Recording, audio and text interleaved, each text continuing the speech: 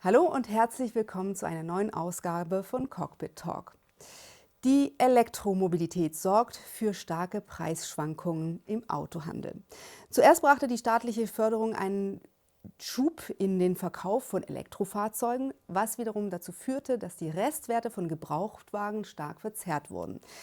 Als die Förderung dann plötzlich weggefallen ist und Hersteller wie Tesla ihre Preise für Neuwagen drastisch senken, nahm der Wert von Gebrauchtwagen erneut ab.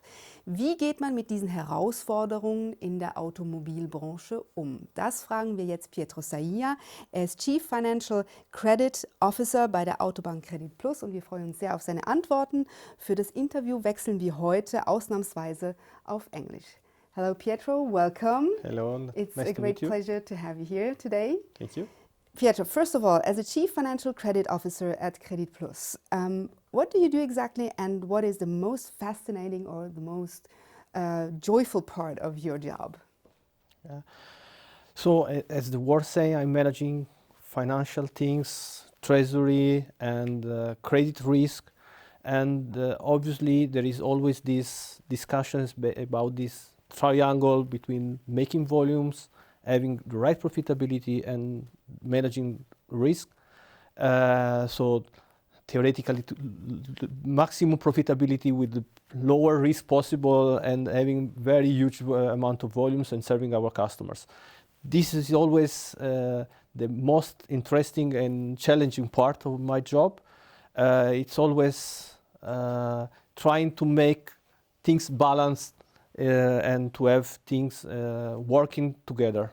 Pietro, I've already mentioned it in the introduction, the ups and downs in the retail automotive business when it comes to electric vehicles.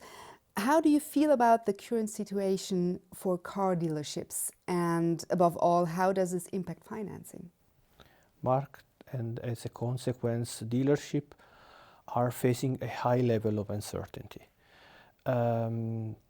While there have been always discussions about macro trends like usage against possession, rental, leasing, and electric vehicles, market has not developed always consistently in the same direction, and some of the trends that were supposed to come are lagging behind. This has driven a lot of uncertainty, as I said, and at the same time, the number of new manufacturers and brands has never been as high as today, looking to the last 50 or 60 years.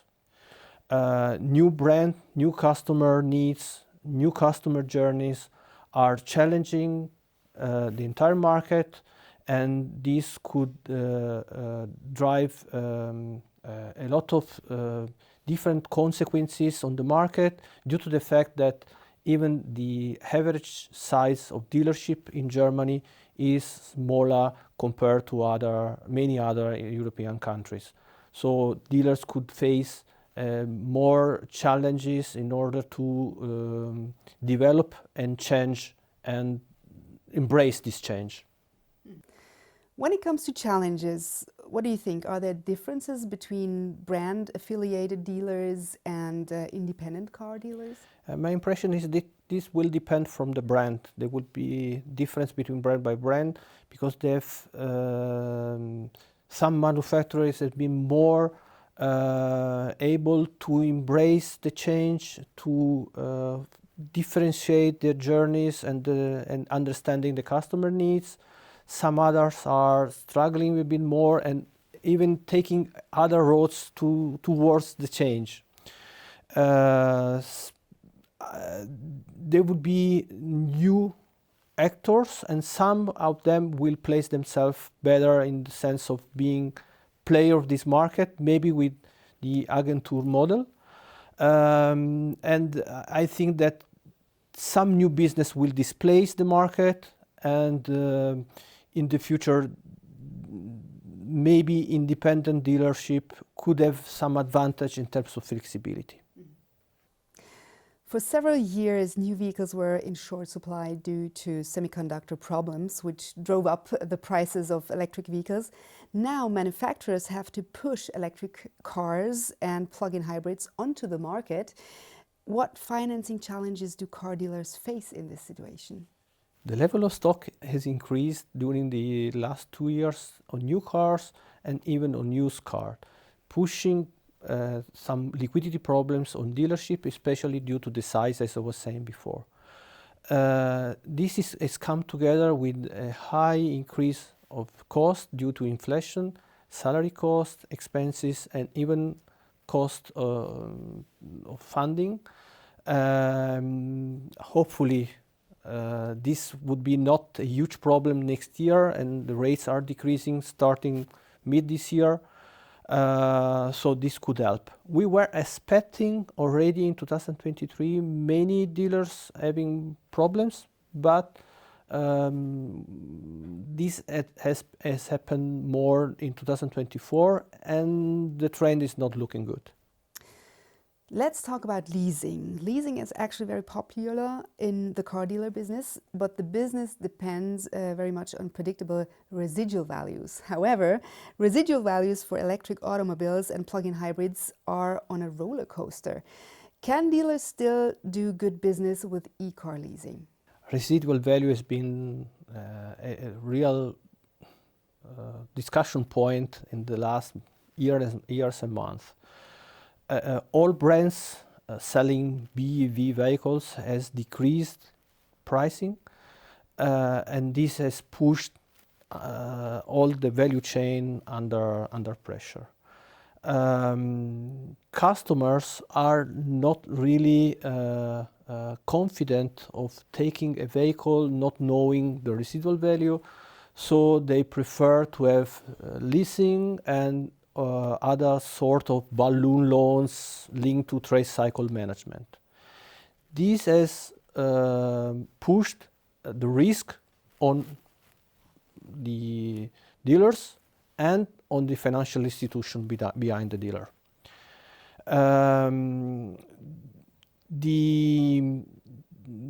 Sometimes for the customer is even better to buy a new car instead of keeping his own car when the leasing is due after the first period of the leasing. So this is pushing more used car into the market, and this is pushing more and more the price and in a decreasing trend. As Creditplus, we are working with data scientists together with the group and with models to try to get some more hints on the future development on the market, even if sometimes historical data are not really useful to understand the future, because the market is completely different. We are trying to help our dealers with credit lines, and in order that then when they have high stock, they can face the situation. And we are trying to monitor the market and to have, since the beginning, a balance between the trade cycle management view and the vehicle value. You talked about risks. I want to get back to that. Being a bank in financing dealerships, you have to reckon with various risks, just as car dealers do as well. For example, if a vehicle is not paid for in cash, the question always arises, can the customer actually repay the loan? Now, what options do dealers have to protect themselves from this risk? In this regard, I think Creditplus has always been in front row in trying to understand and balance partner needs, dealer needs, and customer needs. It's a duty of a financial institution to protect customers to take a loan that they are not able to repay. And we have developed a lot of different models trying to understand and to help our customer assessing their financial ability. On the other side, we have created since a few months a new unit to help customers even before they are facing their problems in terms of repayment, and to accompany the customer through a moment in which they feel a bit more fragile because they are not able to repay the loan. In this regard, we have several options to help the customer going through and then having paid the loan at the end. As a last resort option, clearly we can repossess the car.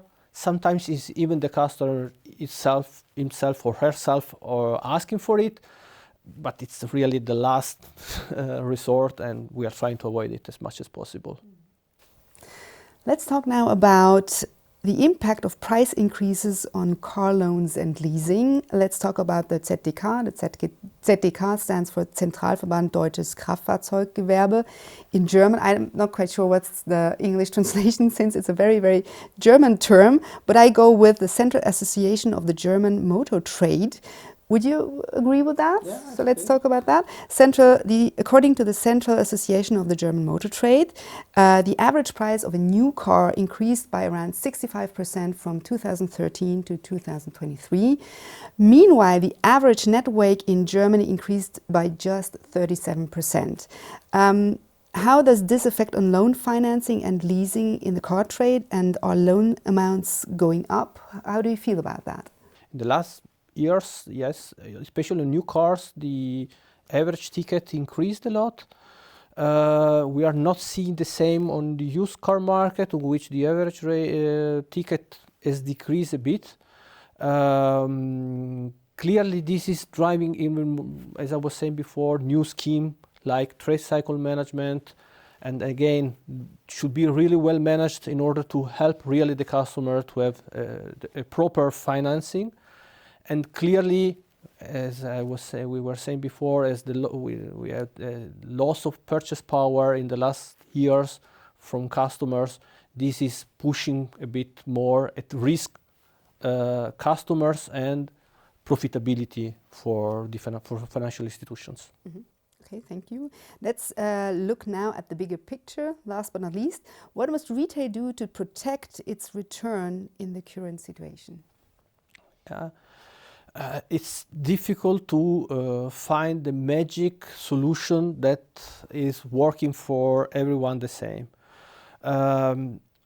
Understanding customers and starting thinking that the future would be really different and not assuming it will be comparable or similar to the past is the very first step. And my idea is that dealers should try to make tests on new things, small adjustment on their business model, changing paradigm, testing new things on a single location, on single or customer type or single customer journey. Those could be the new mantras, and in order to get new insight from customer, understanding them, and then embracing this change. Mm-hmm. Thank you so much, Pietro, for your time and your insights. And it was a great pleasure talking with you, and maybe until the next time. Thank you so much. Thank you so much. Nach so vielen reichhaltigen Informationen ist für uns heute Schluss, aber ihr seht uns bald wieder. Wir sind nämlich dran an der nächsten Folge. Wir würden uns sehr freuen, wenn ihr da mit dabei seid. Bis dann, macht's gut, bleibt gesund und tschüss.